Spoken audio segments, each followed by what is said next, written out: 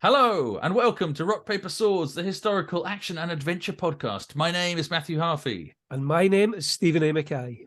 We are both best-selling historical fiction authors, and together we chat about all things historical and anything that could fall under the banner of action and adventure in books, film, TV and games. Oh, and we also talk about rock music from time to time.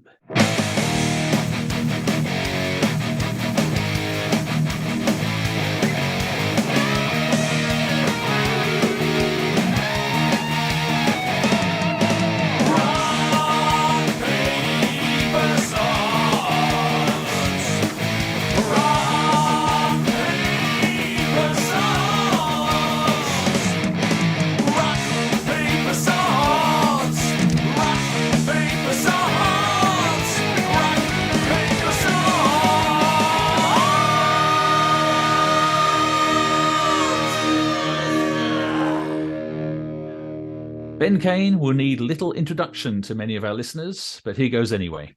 Ben is a historical fiction novelist, best known for his books set in the ancient world, particularly the Roman Empire. His series include The Forgotten Legion, Spartacus, and the Hannibal series of books. In 2013, Ben, along with fellow novelists Anthony Riches and Russell Whitfield, walked the entire length of Hadrian's Wall for charity, wearing full Roman military kit. Then in 2014, they walked again, but this time in Italy, raising over £26,000. And a film was made of their walk entitled The Road to Rome, with Sir Ian McKellen providing the voiceover.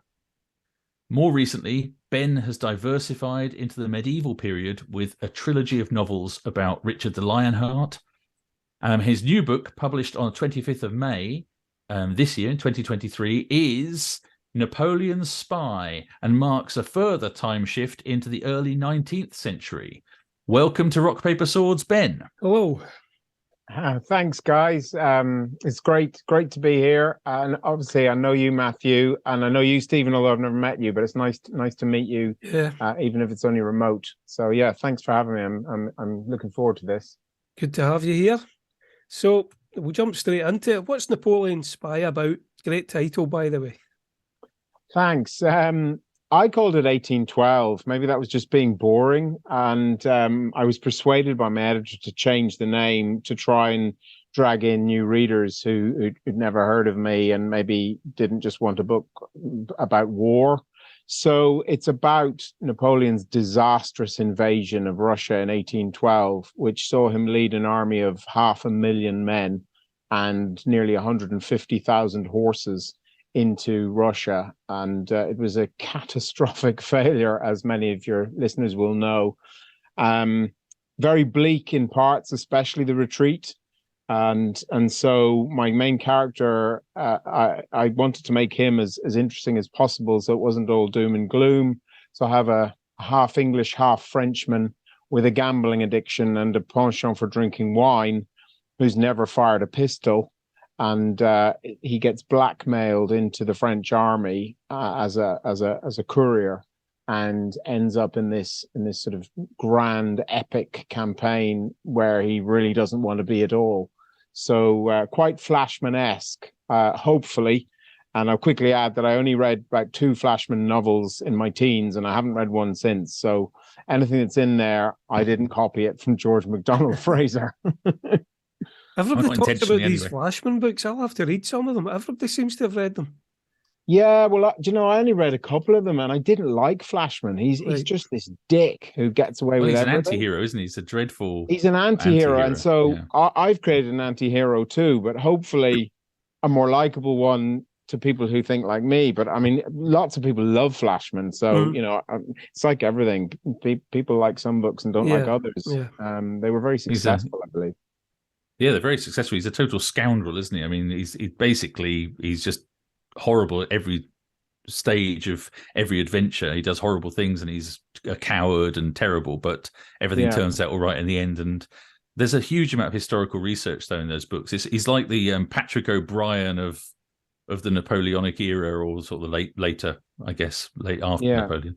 But it's of the comedy of the 19th century. He based them, I believe, on a character written by Sir Arthur Conan Doyle, who I'd never heard of. a French officer in the cavalry who was also, a real rogue. And I've actually listened to them as an audiobook, and it's something of Brigadier, I forget the guy's surname, and that's absolutely brilliant. But then I'm a big Conan Doyle fan. Mm-hmm. So. Yeah, me too. Okay. Well, so why the shift to the 19th century? And do you remember what sparked the inspiration for Napoleon's Spy? I remember vividly. Many of your readers may not know, I also have another life as a bike guide. There's a couple of bike companies out there, and I work for one called Ride and Seek Tours, shameless plug there.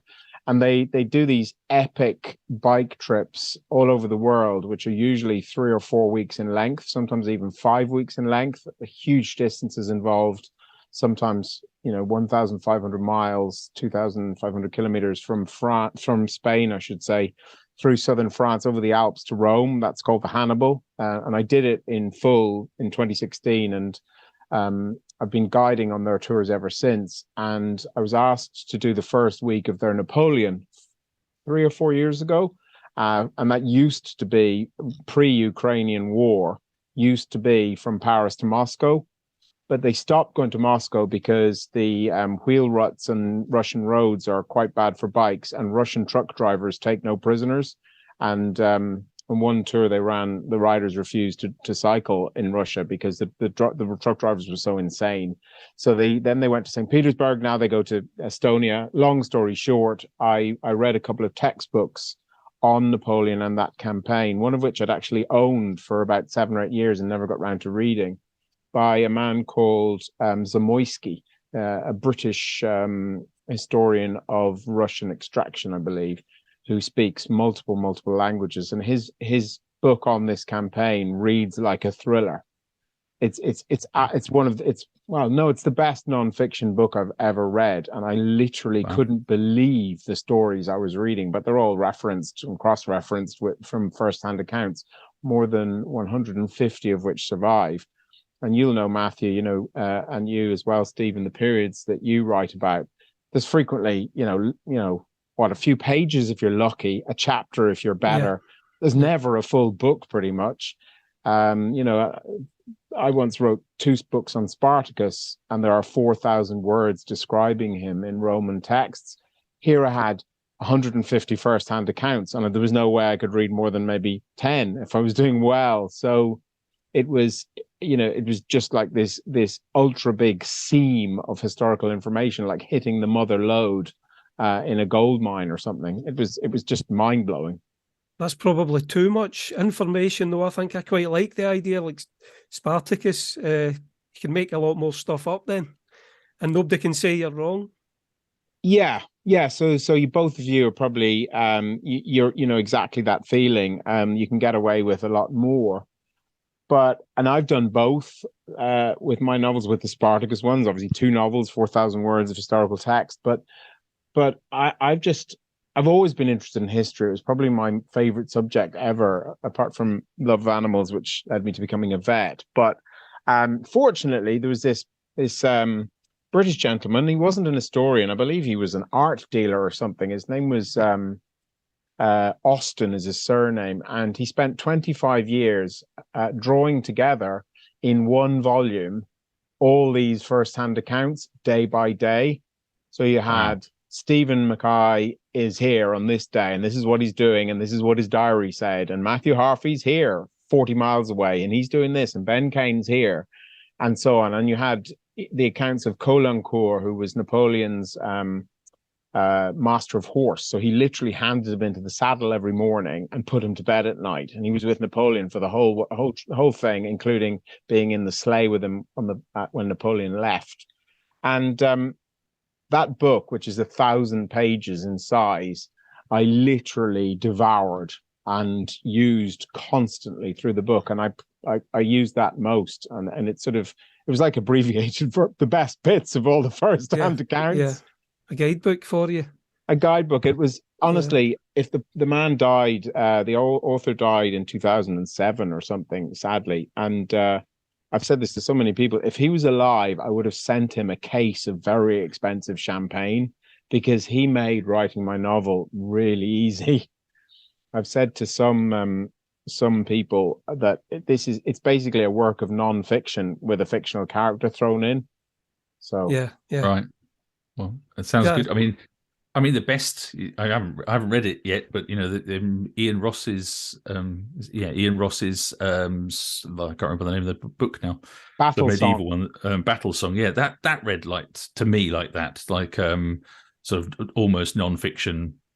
It feels real. It felt very real. So I think that's the best type of historical fiction, is it, that you feel like it's really happening. And so with all those first-hand accounts, hopefully that's really worked for you. Hopefully, fingers crossed.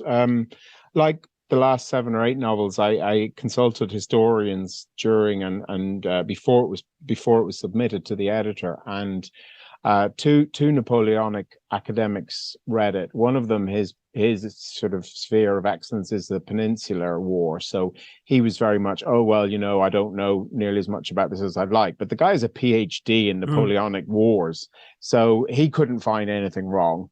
Other than he did suggest, which was one of my worries, that it was a bit bleak during the retreat. And that was my big concern. But the second guy, who's a Georgian, as in the country, and he was introduced to me by this first guy, his area of excellence is Russia in the 1812 war. And he didn't find a single error in the book. And that just blew me away. I mean, I was so happy. I was literally jumping up and down with excitement. And it's funny, his only comment, negative comment, if you like, was he said that no one man could have seen and witnessed as many all things this guy did, because he recognized all the personal accounts. And I wrote back to him and I said, yeah, of course not. But I had to use all these best moments because they were just so amazing. Absolutely. Ben, that you're saying he didn't find any errors and he's got the PhD, but fine well that a reviewer's going to find errors and tell you all about it. Yeah. I had that today on Twitter, actually. I've been on there a bit more than normal, which is because I'm never on there now, just promoting the book. And so someone tweeted at me that he's just reading and really enjoying the Lionheart books. But he said, why did you use the word troops? And I just went, what? So I looked on Google, and it was first described in 1545 in the English language. Right. The book's set in 1188 and 1190 something. That's 350 years out, but it's still 500 years old.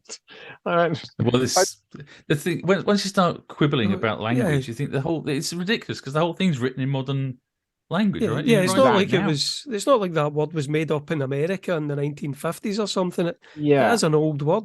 So. Yeah, and as I said to him, there are so many words that we don't even think about in English nowadays that are actually French, like rendezvous and things like that. And that's a bad example because they would have used that. But there are other words that you wouldn't even think, and actually they weren't used in English 200 years ago or 800 years ago.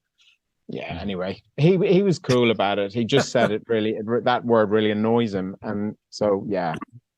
I use it as well. People get strange bugbears. They're the things that just sort of put them off.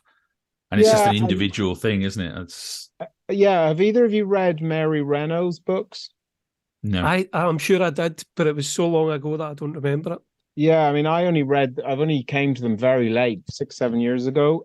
She only wrote 7. A trilogy about Alexander the Great is the most famous, and they're absolutely exquisite. They're so well written. And literally once or twice or 3 times in each book, there'll be one word which I really go, what is that? But what is that word doing in there? But it's because they're so perfect. They really jump out of the page. Yeah. And, I say to people that she wrote the best historical fiction I think I will ever read in my life.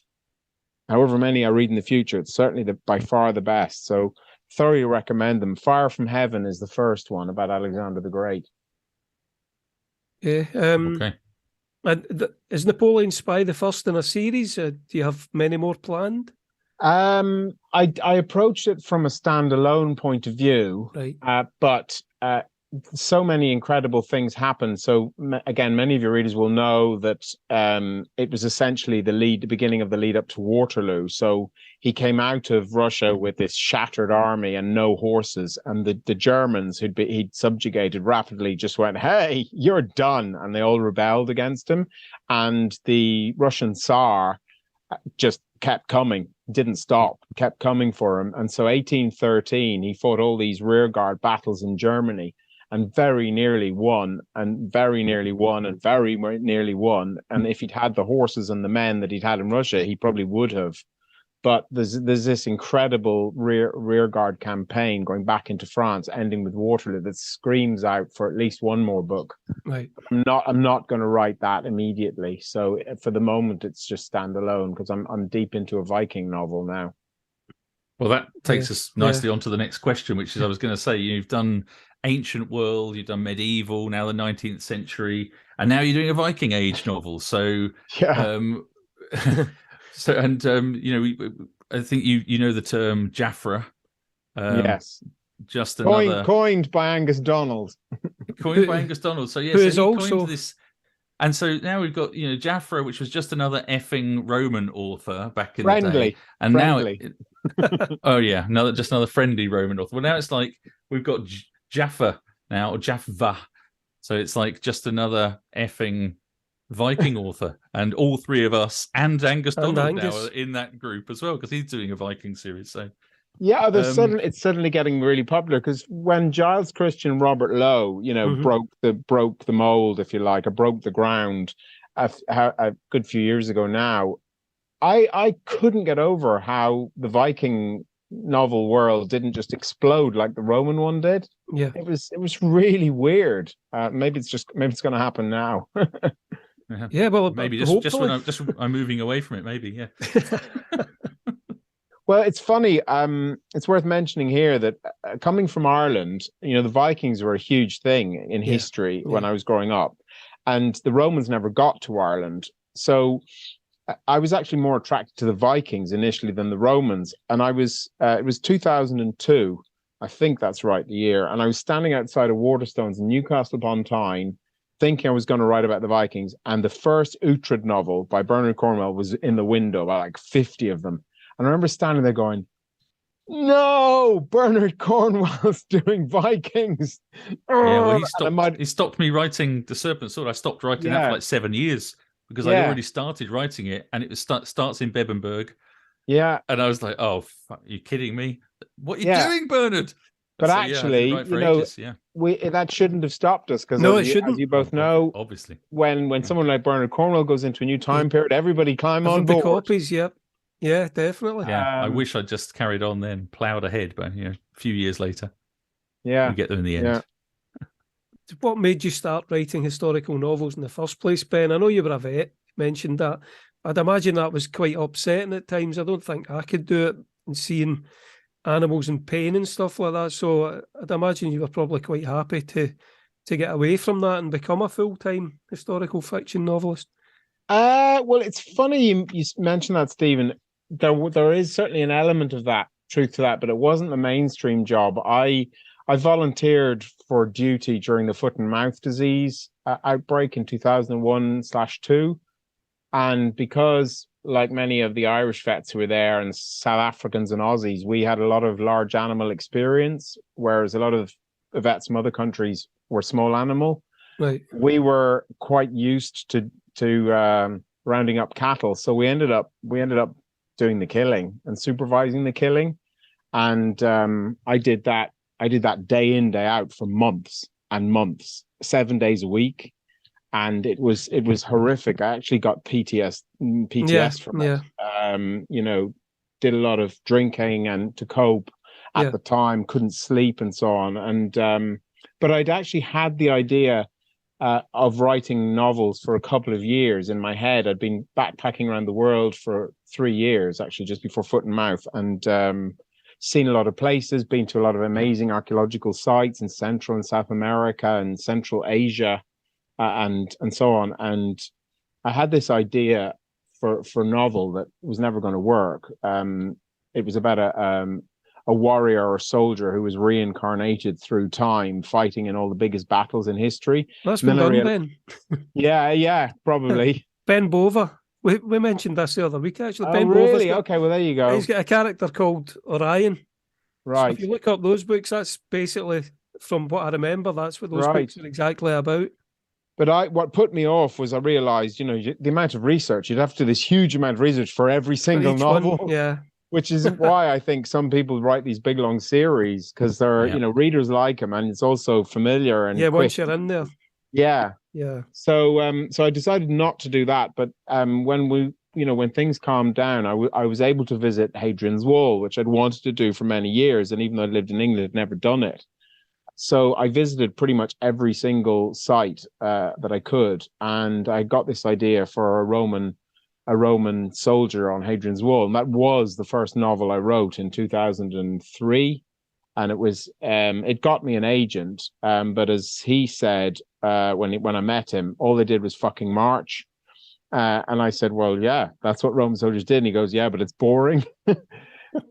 So he said I needed something with more and a more epic scale. So I wrote The Forgotten Legion, and that was what got me the break.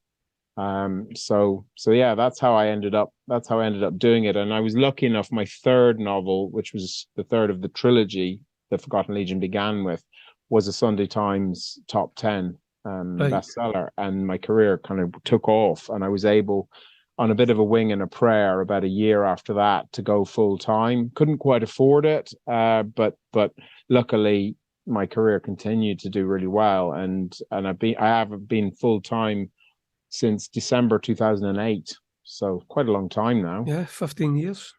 Yeah, nearly. Yeah, those first books, they're one of my inspirations anyway. I really enjoyed those first three books. It's one of those series that I distinctly remember where I was when I was reading one of them, I remember you messaging me about it. You were in hospital, weren't you? That was Spartacus, actually. Oh, so that was Spartacus, my son. sorry. My son was just born and he had jaundice. Yeah. And we had to sit with him while he was under the wee lamp, and I was reading, I think it was the second, maybe Spartacus book. So that's two of your series, actually. I've got a kind of Where place. were you when you were reading The Forgotten Legion? I was reading Meters, actually, in a street just up the road from me. And I distinctly remember taking a break, and it must be years ago now, about 15 years ago, but it's one of those things that's stuck in my mind. And it made me want to. It's really good. So there's not many books that do that, but two. No, well, I'm thankful you can remember it for two of my books. That's pretty cool. So yeah, they were good. You famously, we mentioned in the introduction that you famously dressed up in Roman gear and done these walks, and you've worn the Roman gear in other places. I've seen you dress up all over the place in your Roman stuff. So have you got weapons and armor from any other eras that you've written about? Oh, look, I faced that with the medieval ones. And of course, yes, I looked up the mail that goes down to your knees, and the mail stockings, and the big sword, the massive helmet, the kite shield. Oh yes, I looked it all up. I wanted to, but the closest I came to buying something was a 12th century crossbow made by Todd's Weapons. He's on YouTube. Yeah, he's awesome. Yeah. Todd somebody. It's 1,200 quid. I'm just going, and I won't be able to take it anywhere because it's a dangerous weapon. Illegal, so I bought a 12th century quarrel because that's what killed Richard the Lionheart, and a scary piece of machinery. It's as long as your forearm, with a V-shaped head it lodged behind his collarbone. I could see instantly why it would have lodged behind his collarbone.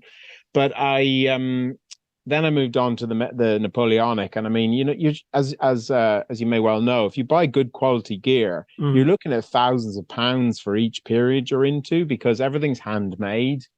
I did look up muskets, yes, replica French muskets, but the nearest I got was I went to a reenactment of a Napoleonic kind last April, not this year, last year, and it was so funny because obviously you go to these things and most of the majority of the reenactors are British, understandably, and there aren't very many Frenchmen, and I literally had no interest in the redcoats because I was writing about Napoleon. So I spent a whole day and night with this French unit, They were so great, and I did actually put on the full kit and pose for photos and stuff, and they were great. And I actually worked them into the book. So they were the 21st Regiment of the Line.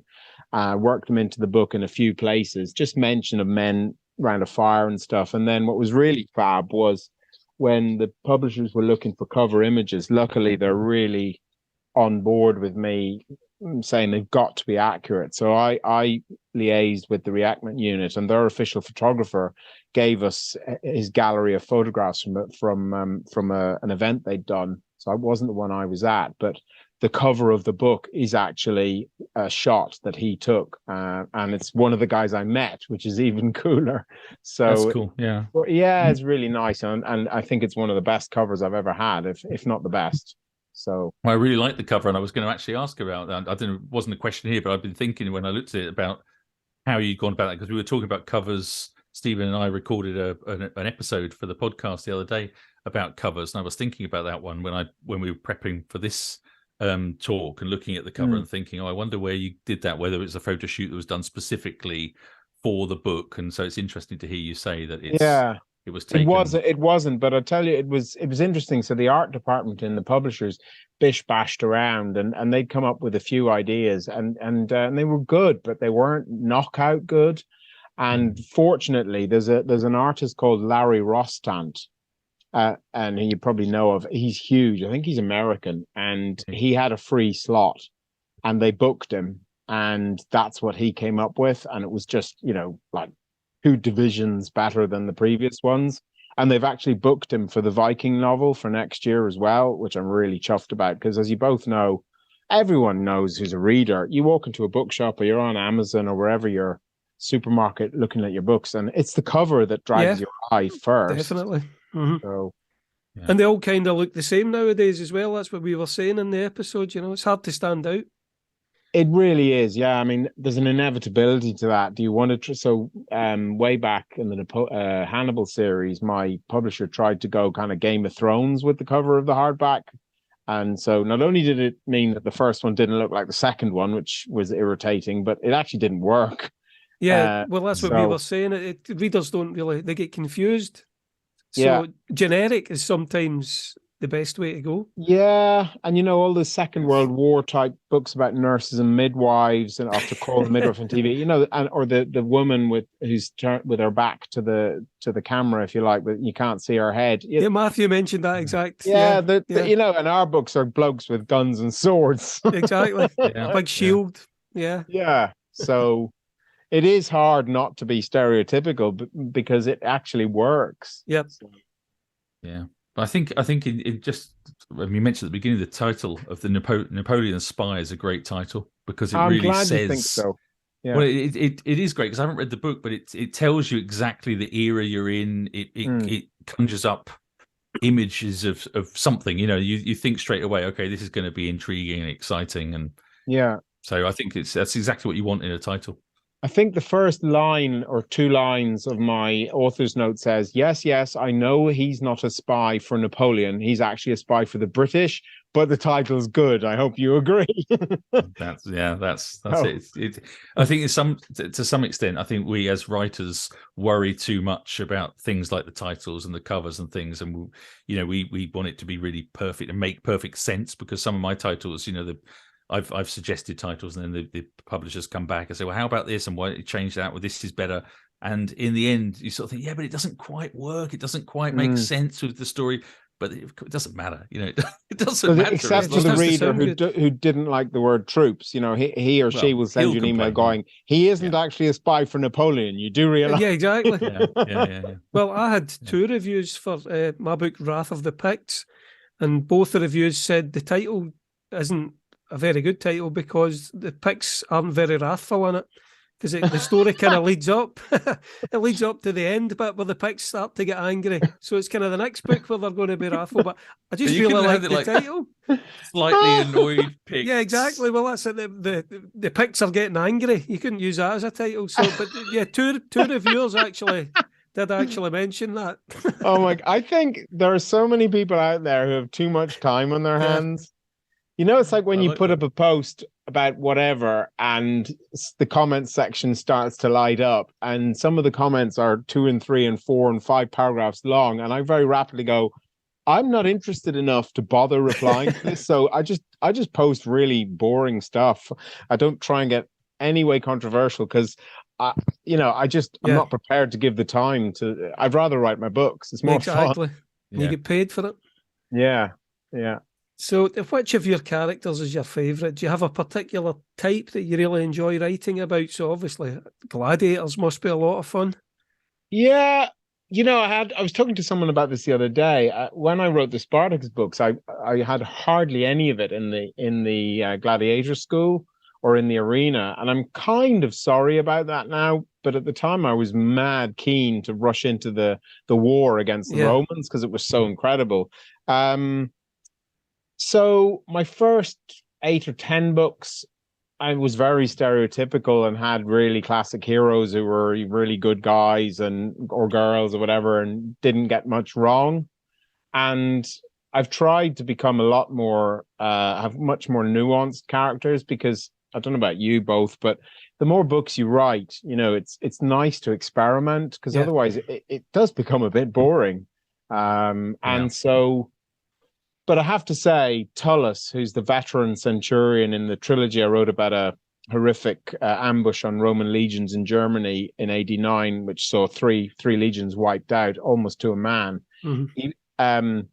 I know that Matthew, you're a big David Gemmell fan. I don't know if you are as well. Yeah, I'm as well. Yeah. So Trust the Legend was a book that I bought when I was 14, and I read it in one night. I can remember pulling the curtains. I was sleeping in my granny's house, and I pulled the curtains open, and it was like 4:45, and I'd been reading all night and just finished it. And I went for a walk, and my mind was just spinning with these images, and I didn't understand why Druss had all these aches and pains and had to oil his muscles and do stretches in the morning, until thinking about this centurion who was a similar age. I remembered, and I went and looked up David Gemmell, and he was 45 or 48 when he wrote that book, and I was about that age. So I had this guy who's sore and weary and battle weary, but still a hard man who would do anything for his men.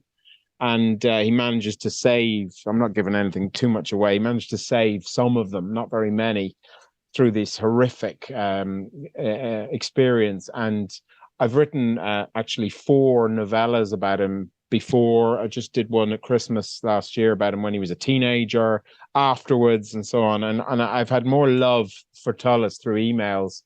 Every time I do a poll on Facebook for my Kickstarters, which I write these novels from, Tullus wins every single time. Right. So I think he's probably my all-time favorite character, and he seems to be my readers as well, which is nice. Well, that's good. I'm just going to skip ahead here, Matthew, because just on those books, I'm sure it was those ones that Michael Praed narrated, wasn't it? No, he'd stopped by then. So Michael Praed, who was the hooded man for anyone of a certain age. Yeah, I was going to ask you about that, because obviously he was a big influence in my Robin Hood story. Robin of Sherwood was... But you're not old enough to... Did you watch them when they were out? No, but once I started thinking about I'm going to write Robin Hood stories, I bought all the DVDs, and I've now got the Blu-rays, and I absolutely love that show. It's good, isn't it? Yeah. It's brilliant that, the camaraderie and stuff, and the fact that they were all friends behind the scenes to this day kind of thing. It's just brilliant. So I was just wondering if you'd got to meet him, or how you felt about it if you did watch the show.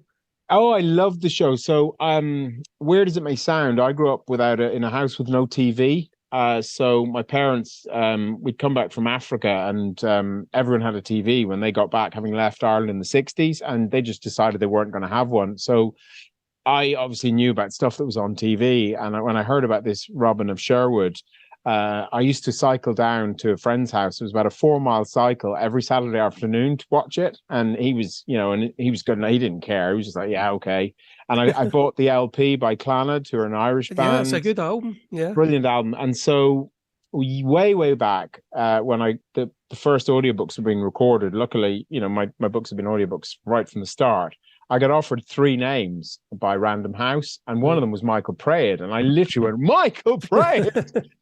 Oh my God. And, you know, I'm kicking myself now if I met him. I never thought to ask. I could have said, can I go up to the studio just to meet him? Yeah. Why didn't I? Should have. How stupid of me.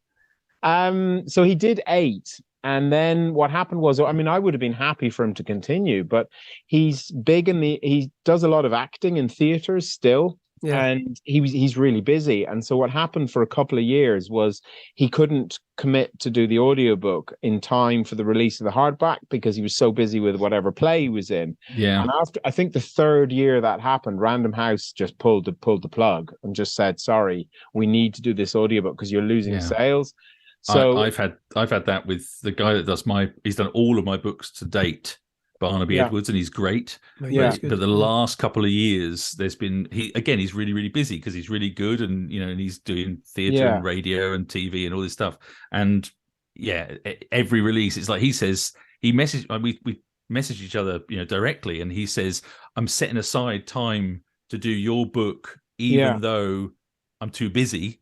But I want to do your book, so I'm sort of I'll make some time, but I can't do it for the release, So he's done all of my books up to now, but I don't know what's going to happen going forward because like you say, it becomes a regular occurrence then of things slipping. And I think there's bad communication sometimes with my publisher and talking to his people and all that stuff going on behind the scenes too. But yeah, well, I've lost the boat, sailed on that one, but I should have gone to meet Michael Praed because I would have just gone all fanboy on him, and because he has an amazing voice as a narrator.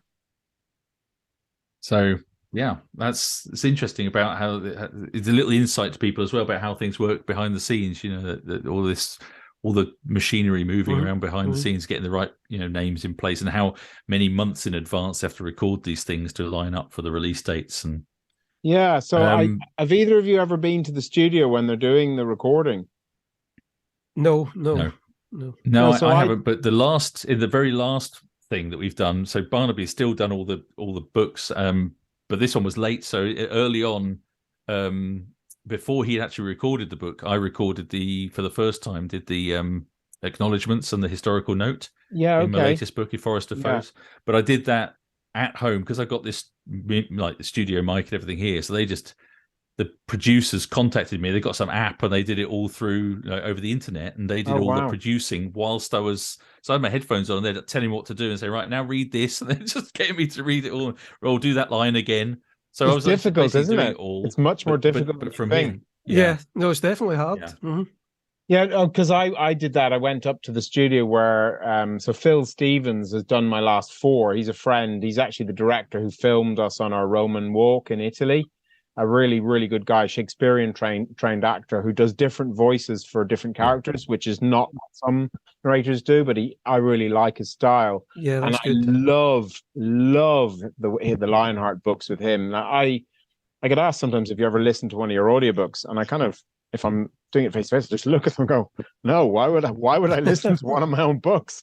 I'd literally never listened to more than 5 minutes of Michael Praed because, even though he's amazing, it didn't, I knew what was happening, obviously. So, but with Phil, I actually listened to about 3 hours of Lionheart because I loved his take on the way he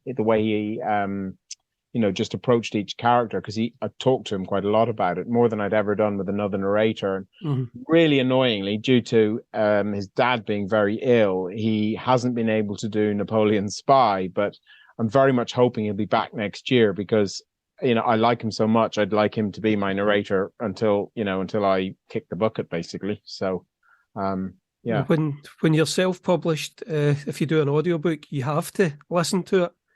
Because you have to proof listen. So, oh my goodness, yeah. So I've basically listened to all my audiobooks. Oh my goodness. Because you kind of have to direct. It's actually really interesting because you realise then your writing style maybe isn't as good as you thought it was. Repetition of words and stuff like that, and you think, shit, I'm using this word, too much when you hear it getting read out. So, but the funny thing. Well, it definitely helped at first, but then at this stage, I find it quite irritating. But there was one guy in particular who obviously didn't proof listen. I won't mention his name. He is a Roman author, or was anyway. And he obviously didn't proof listen. And the book was out on Audible, and I was driving home from a job in Ayr listening to the audiobook, and his narrator actually stopped and belched halfway through a sentence. Oh my God. And then just started reading again. I had to email the guy and say, listen, do you realise your narrator's belch halfway through a sentence? And he was mortified, and he had to tell the guy, you better get this fixed and re-uploaded to Audible. But so if you're self-published, you kind of have to, and that's one reason why you have to make sure you do it. Well, were there any reviews mentioning the belch? Don't think so. I've never seen any. No, I think. Oh, wow. I think I told him. I was probably one of the first to listen, and I told him in time, so he got it fixed. But it was so funny. I couldn't stop laughing. But I think if it was me that it happened to, I would have been. You'd be crying. You'd be. Yeah. Well, you pay good money. Exactly. A lot of money, I would think, and then to have that's really poor. It was really funny though. But it's interesting because I tend to listen to bits and pieces of the audiobooks of my books. I find it really useful because I'm jumping between series. I've got a couple of series on the go. That it helps me kind of remember. Yeah, without reading it, what the style is and who the characters are and what's going on. Obviously, I know. The general sort of story, but then you sort of get more of a feel for if it's been like a year or two since you've written the last one in that series, you've written a different series in the meantime. You start getting a feel for, okay, these are the characters. That's what the character's like. Oh yeah, I get that. I remember now. And it sort of conjures a bit of that. And in fact, the last one, Forest of Foes, if I hadn't listened to some of it, I wouldn't have heard that after me spending the time recording the historical note, that they'd missed it out when they uploaded it all to Audible. Because they sent me, they said, "Oh, here's a link to it." So I listed it. I thought, well, I wonder what it sounds like. Me reading the historical note. I go to it. It's not there. I'm like, what? Wow. And so I contacted them and said, "What's going on? I spent all this effort, recording it and everything. There's no historical note. So it's just a big chunk of the work is not there." And they were like, "Oh, I'm terribly sorry." And it's interesting, isn't it? Because lucky you did. Because my tendency, I don't know whether you'd both agree, but my tendency is, oh, well, the publisher's done it, so it must be all right. Yeah, exactly. But they're fallible as well. So recently, for many years, I found something completely by accident. So for many years, since losing my American publisher, I've had emails from American readers who can't get my audiobooks, and they can get some, but not most of them. And again, most of your readers will know that if you look at Amazon in this country, in the UK, you can't see it, the American website. It doesn't allow you to. So you have to ask someone in America to look at it. So I'd never really known. Anyway, the long and the short of it was, I decided that I would ask a random house to had they sold the audio rights to the American publisher. And if they had, I was going to offer to buy them from the American publisher myself, because they weren't on there, and I'd publish them, or I'd sell them back to Random House, and then whatever. So it took about 2 weeks to get the email to my old editor, and they had to go and ask questions. And they came back with something that I just hadn't even thought possible. And that was, they'd never sold the audio rights to America. And what they didn't put in brackets was they'd forgotten to put it available on Amazon.com themselves. And we're talking 8 to 10 years. With a book just forgot. Year. They had just forgotten. 10 years. Say 8, but so the email was like, so we've remedied this, and they're all up live on Amazon.com now, and all your American readers can buy them. And I'm going, and how many thousand sales have we lost? And it would have earned out on my advance from Random House in Britain, blah blah blah. And I just, of course, I had to make sweet and smile and go, "That's brilliant, thank you very much." And I was just going, "Oh my God, I never even thought of asking them that." Every time I got an email, I must have had 100 emails over the years saying, "Why can't I get your such and such a book?" And it was all because the publisher had just forgotten to put it online. Yeah. Well, I make a point now. I haven't had an agent for a long time, so I make a point of just forwarding on those sort of questions to the publisher.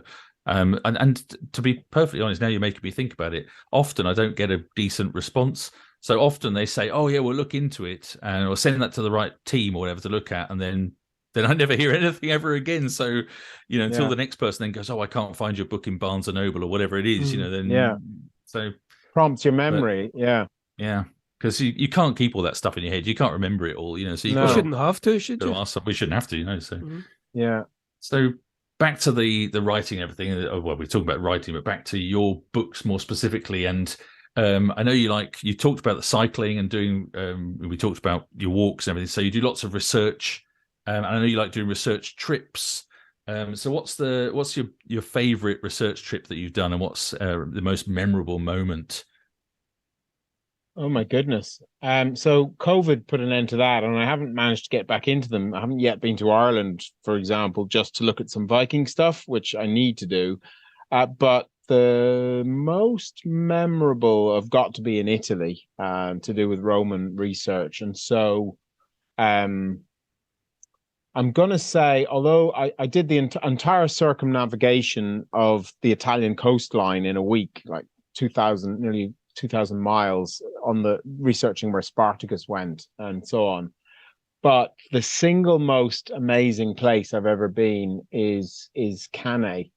And so that was, for anyone who doesn't know, that was Hannibal's biggest victory. It took place in 216 BC in the summertime, just south of the Italian city of Bari, which is on the east coast, going down the length of the boot, and there's a sticky outy bit like a bulb, and it's just below that bulb.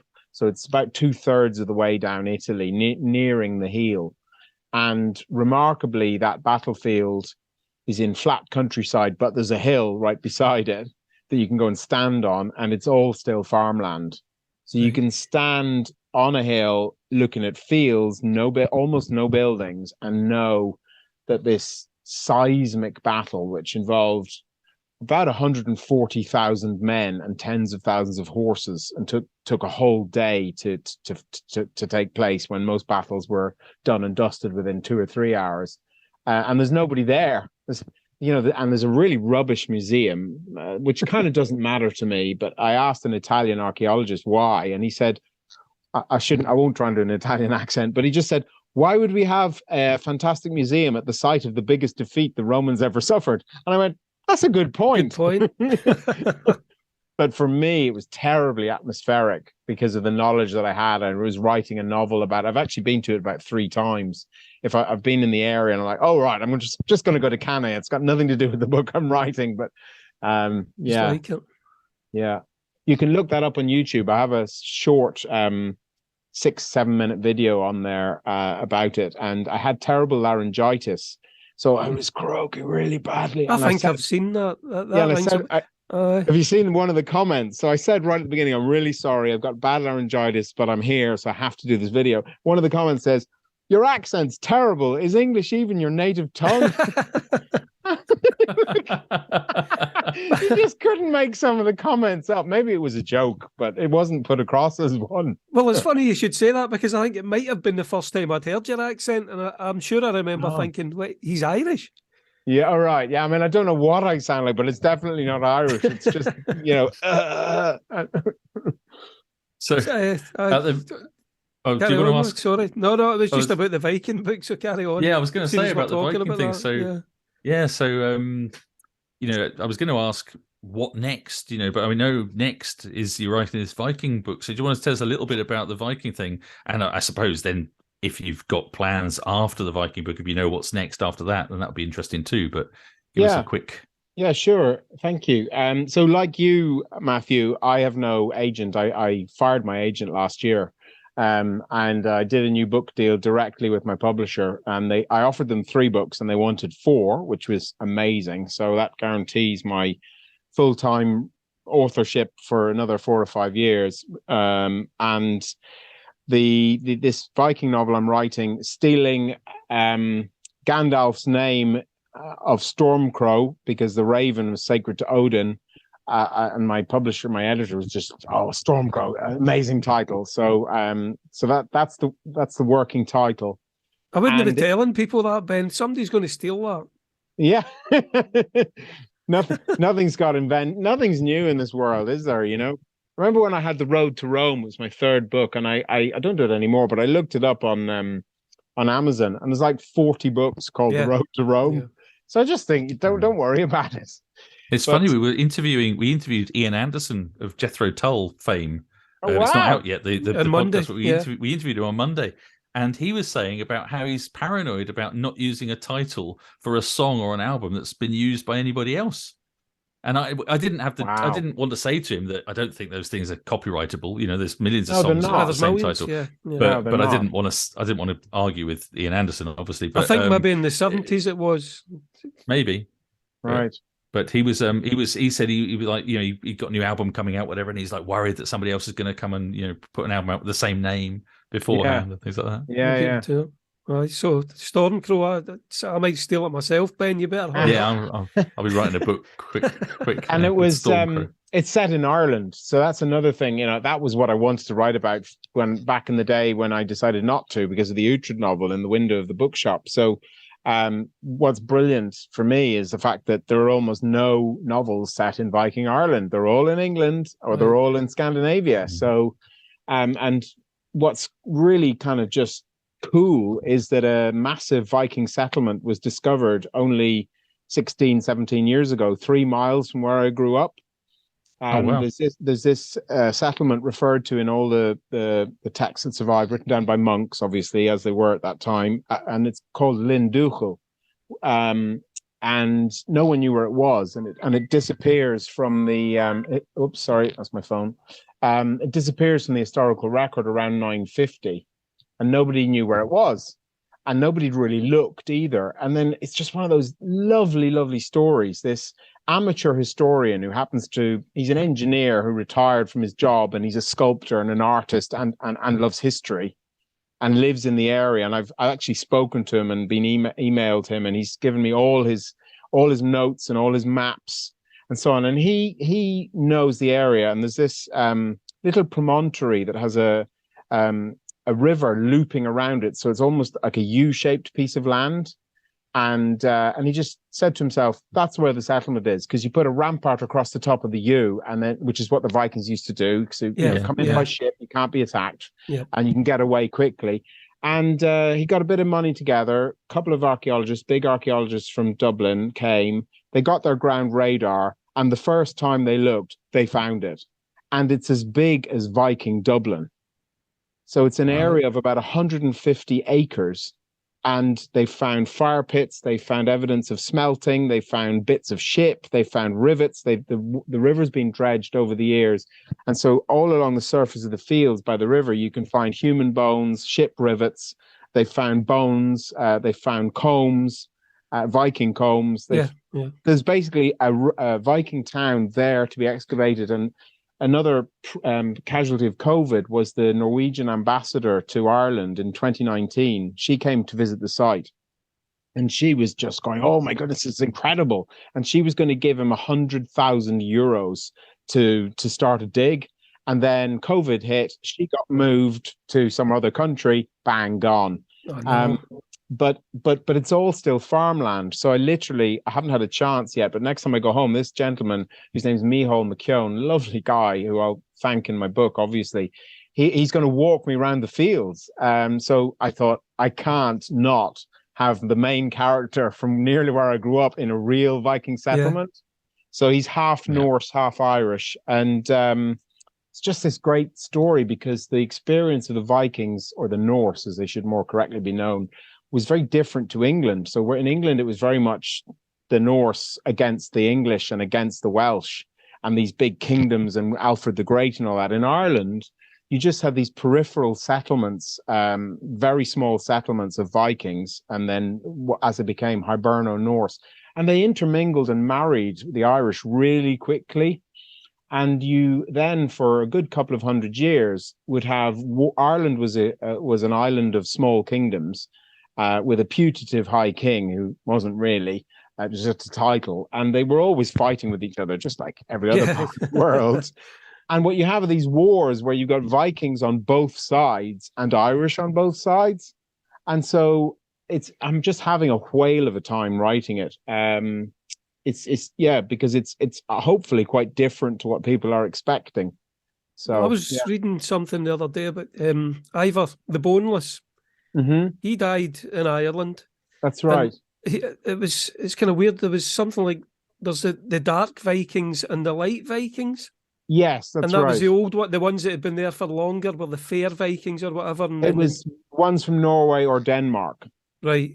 Originally, and then, but thankfully, because it's quite confusing, that was gone by the time I'm writing about. Oh, right. Okay, so you're after that. Right. Yeah. So, you've got Irish, you've got guys coming in from Man and Orkney and Norway, and then you've got the Norse who've been living there for however long. Yeah. And there's just this big mixture, and I've just found some just unbelievably good phrases like the pidgin Irish that the Vikings could speak was known as Giocgok.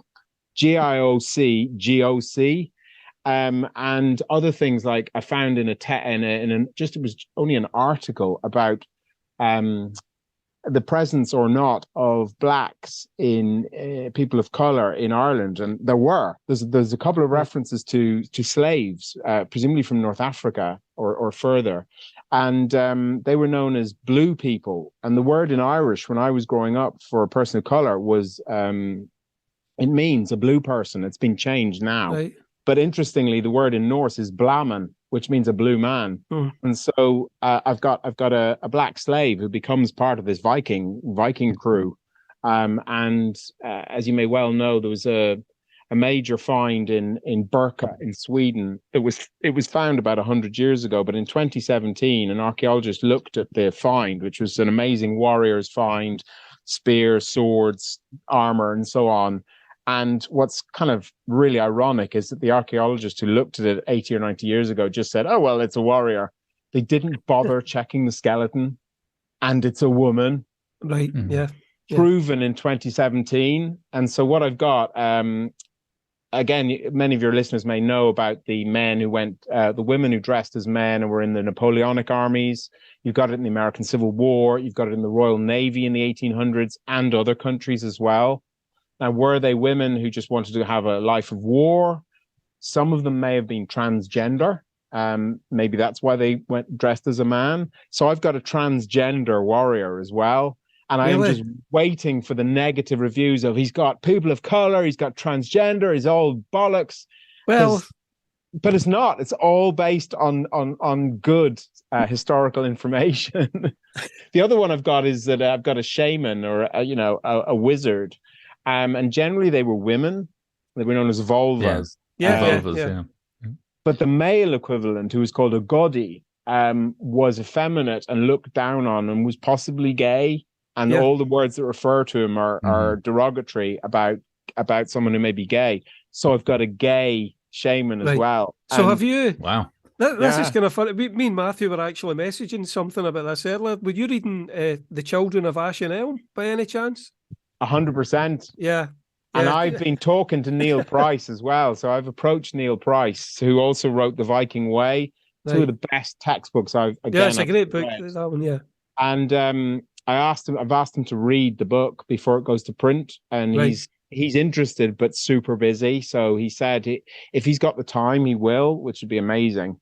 I couldn't recommend those two books enough. Neil Price, an excellent book, that Children of Ash and Elm. Yeah. So you got all that stuff about the shamans. Yeah, well, I kind of knew about that, but when you were mentioning about the insults for like gay people and stuff like that, I distinctly remember that. I think I'm still at that chapter. Yeah. I could, as you're doing the Viking thing at the moment, I think we could both recommend as well that you listen to Jethro Tull's latest album.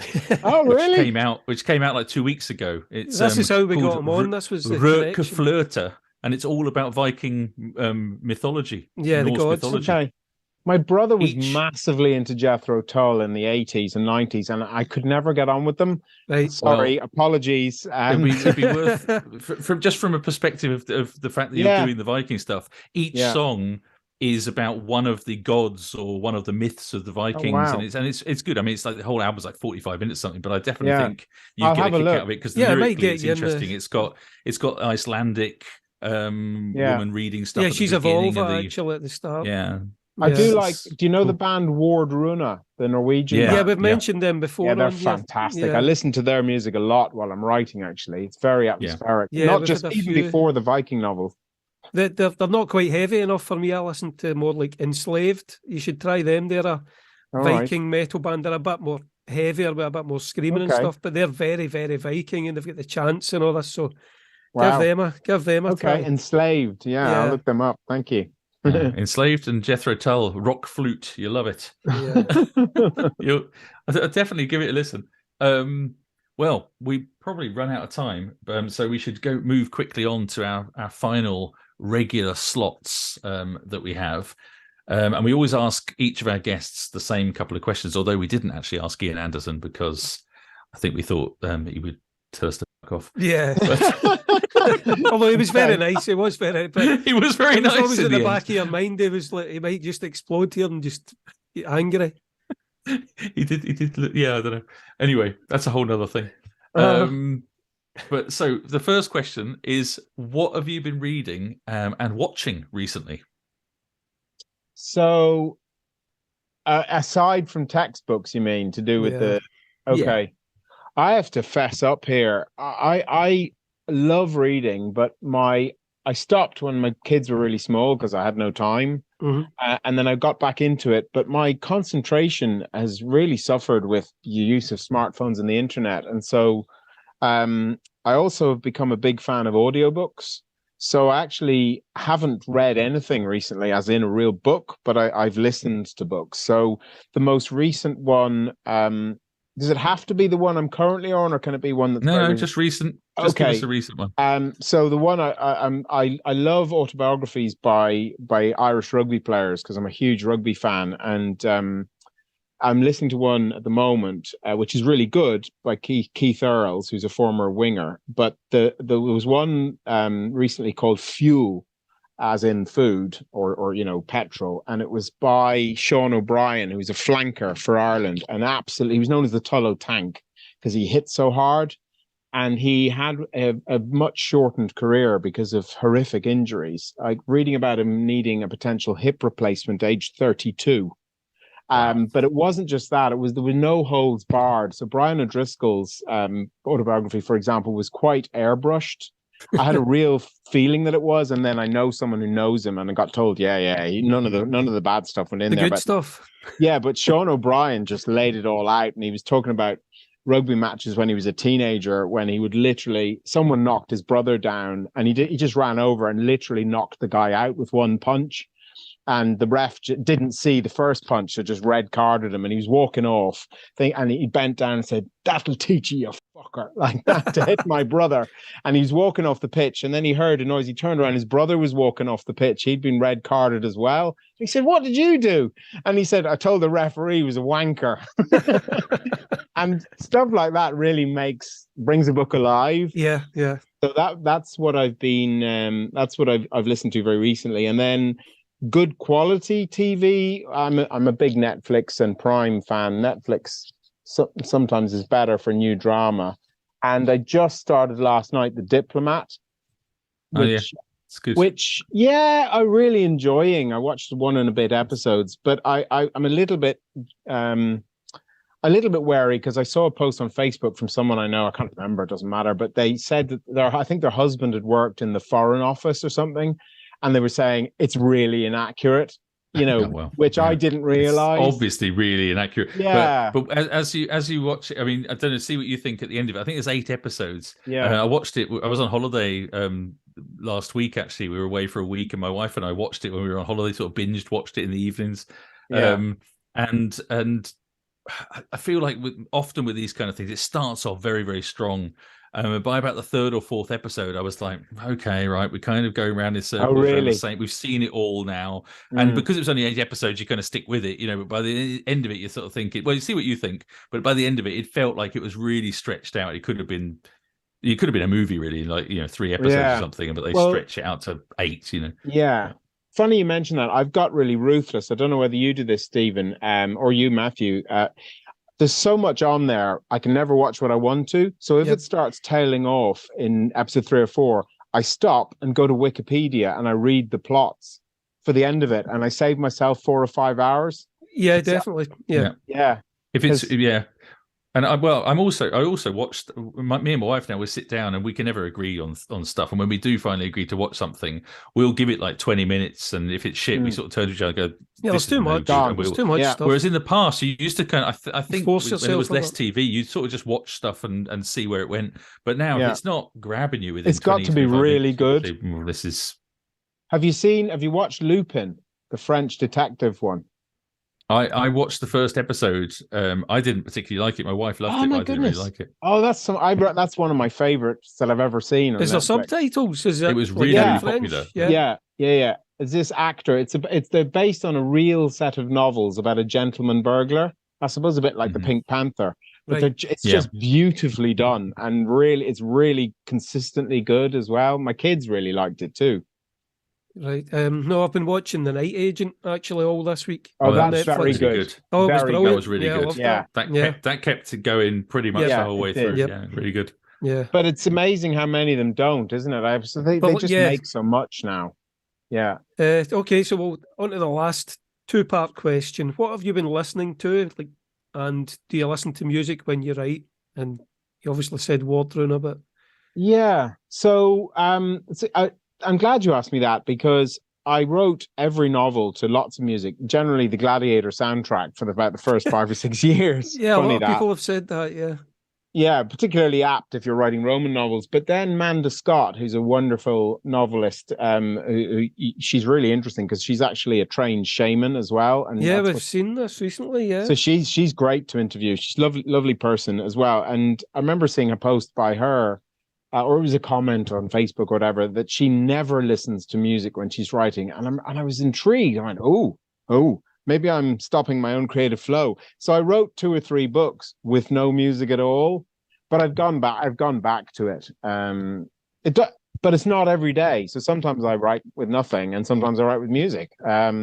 It's usually classical music or Gladiator or something like Ward Runner. Yeah, atmospheric stuff. Yeah, when I was writing the second Hannibal novel, which has got the two big, the Battle of Cannae and another massive battle in northern Italy, there's a weird instrument called a carnix, and if you that's in my books as well. Yeah, it's a vertical battle trumpet used by the Celts, and they've discovered enough pieces of them to reconstruct them. So it's this metal tube that goes straight up nearly 6 feet and has a vibrating tongue. So if you look up on YouTube, The Voice of the Carnix by John Kenny, this guy plays them. Yeah. And I have his CD, and I played that on loop for a whole book, thinking about the fog and this noise coming out of the fog when everyone believed in gods and demons, and how terrifying it would have been for the Roman legionaries. And I sometimes still play it out of nostalgia. It's actually on the cover of my book. It is. I saw it. Yeah, it's there is a scene in there like you're talking about. I'm sure it's a Stonehenge and Carnix gets blown and stuff. Yeah. Yeah, weird noise. So I mean, Finlandia by Sibelius. He's my favorite conductor, even though I have many, or a composer, I should say. I listen to that a lot. Well, that's it. That's enough of fantastic. Of a good thing. So thanks for taking the time, Ben. It's been brilliant. You've told us so many things, and you've obviously written so many books, and you've got so much more to come, I'm sure. And we'll look forward to seeing what's next after the Viking book. Yeah, thank you. It's been really, really good fun. So thanks for inviting me on board, and I hope your readers enjoyed it. Oh, I'm sure they will. We had more questions, but we'll save them for another time. We'll save them for when the Viking book's out, and we'll get you on to talk about that and what's coming up after that. You'll be halfway through your next novel then. Yeah, so we'll be always the way, isn't it? Excellent. Okay, thanks very much then. Thanks, Ben. All right, cheers, guys. All the best. Then. Cheerio. Bye. Bye. That's it for today's episode. We hope you've enjoyed it. If you have, please take a moment to leave a review on whatever platform you're listening on, and don't forget to subscribe. Let us know if you have any questions or things you would like us to cover in future episodes. We're on Facebook, facebook.com/Rock Paper Swords podcast, and Twitter @rock_swords. You can find out more about our books on MatthewHarvey.com and StephenMcKay.com. The theme music is written and performed and copyrighted by us. Until next time on Rock, Paper, Swords, it's goodbye from me, Matthew Harvey. And it's goodbye from me, Stephen A. Mackay. And remember, whatever action and adventure you have going on in your life, be kind. Stay safe. And happy reading.